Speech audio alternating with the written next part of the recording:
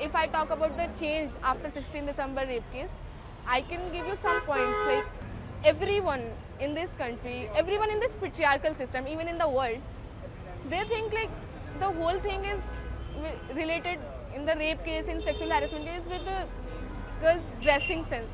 My family said like if I wear jeans, I'll be raped, I'll be sexually harassed, and all these things.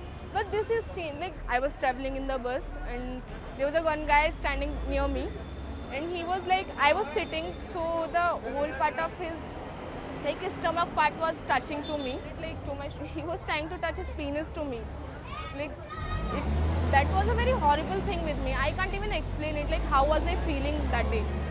Then I protested. I stand up and I said like move this bus to the police station.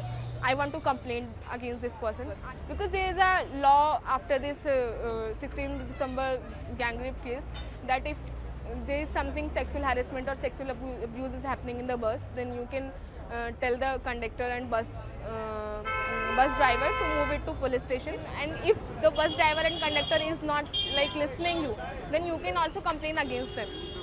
And I was crying. I don't know, but that was a very uncomfortable and discomfortable feelings for me. And I was alone. There was no one with me. Then the whole crowd was like, what happened with you? Is he doing something with you? So then they started beating him.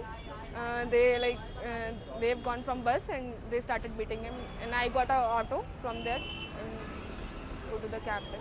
At least through law, the people are fearing fearing they will be get punished by these all things. This is a just kind of change.